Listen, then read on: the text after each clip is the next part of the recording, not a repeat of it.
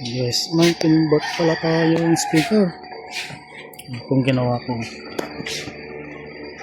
Kasi nag-troubleshoot po ako, may shorted na mga maliliit na kwan.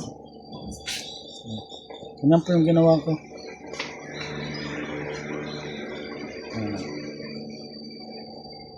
Yan.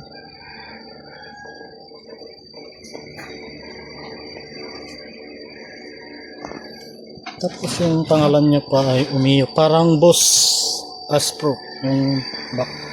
Umiyo. Hindi ko nga napagkikita yung una.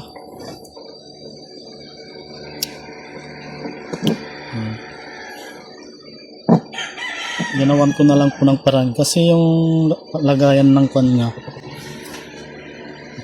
may nasunog po ng kwan, mga malilit na pyesa, kaya hindi ko na ma-identify kung anong parts po yun.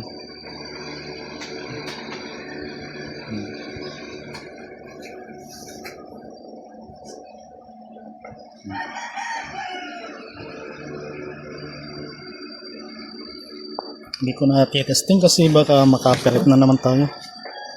Okay na po siya.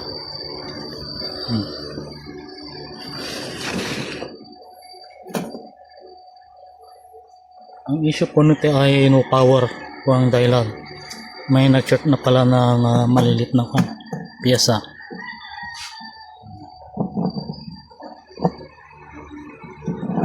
Ilang po man share ko. Yung model po niya.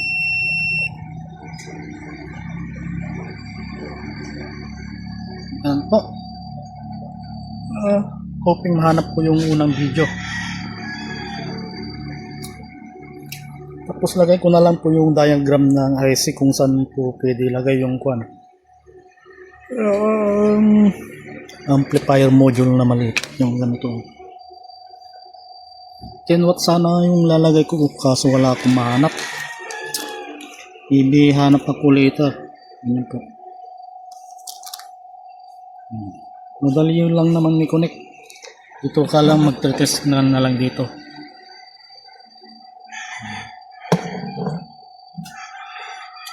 Dito kasi yung dating IC po niya dito. May problema po yung audio input niya, basag po. Kaya naghanap po nung ibang location dito po. Dito.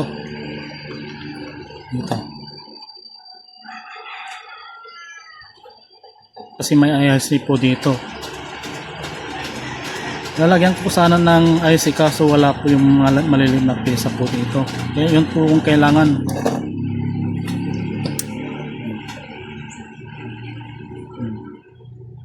Yun, working na po siya.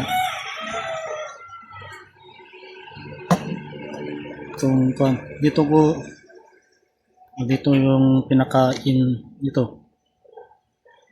Audio input niya. Ito, yung output ng audio papunta sa amplifier.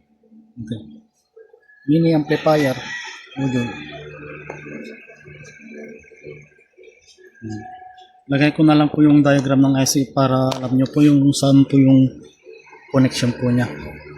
Wala po may share ko about this one. Hindi ko na pinakita kasi hinanap ko pa yung best one po niya. Kasi yung una, trinay ko basag po yung tunog.